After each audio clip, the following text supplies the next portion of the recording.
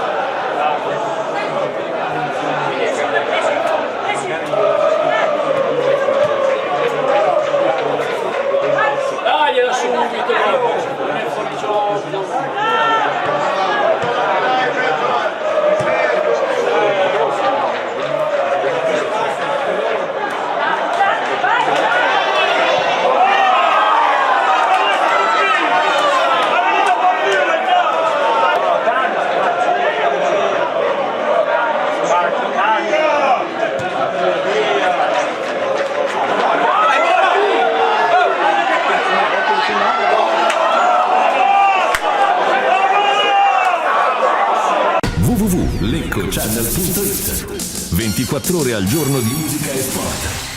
Il Lecco si presenta a Busto dopo la batosta della prima giornata casalinga, lo 0-5 col Monza, per cercare quantomeno di raccogliere i primi punti. Una partita, quella dei blucelesti, gestita bene nel primo tempo con gli ingressi di Orlando nella retroguardia e di Guitto a centrocampo, sicuramente una maggiore esperienza che si sente nella manovra che però non riesce a trovare sbocchi avanti. Sicuramente buona la prova di Rigamonti, non affiancato però da un compagno degno di tal nome. Dunque Lecco che fatica tantissimo lì davanti e che viene anche punito alla fine del primo tempo. Una Pro Patria che non ha giocato una partita migliore di quella dei blucelesti, ma che trova nella qualità dei singoli e nel caso di Mario Santana la giocata risolutiva. Mario Santana, ricordiamo, ex Serie A, che si beve praticamente tutta la difesa bluceleste depositando il pallone alle spalle di Martinez. Un Lecco che risente sicuramente dalla botta dello svantaggio e che nel secondo tempo non riesce a tenere insieme le fila del discorso come nel primo tempo. una Appopata che dunque senza fare grandi cose riesce a portare a casa l'1-0, un 1-0 che sarebbe potuto essere addirittura 2-3-0 se il centravanti Bustocco non si fosse mangiato un paio di clamorose occasioni da rete. Dunque, a tirare le fila di questa partita diciamo che il Lecco è sicuramente migliorato dal punto di vista della qualità della manovra, trovandosi di fronte ovviamente una squadra non all'altezza del Monza, però quantomeno un primo tempo sufficiente quello dei blucelesti, ma quello che si sta pagando in casa lecchese è sicuramente la scarsa qualità della rosa. Cuoghi avrà molto da lavorare e sicuramente il fatto di non essere vicino ai suoi ragazzi in campo sarà anche questo qualcosa da cui trovare riparo. Dallo stadio Speroni di Busto Arsizio per Lecco Channel, Stefano Menegatti. www.leccochannel.it 24 ore al giorno di musica e sport.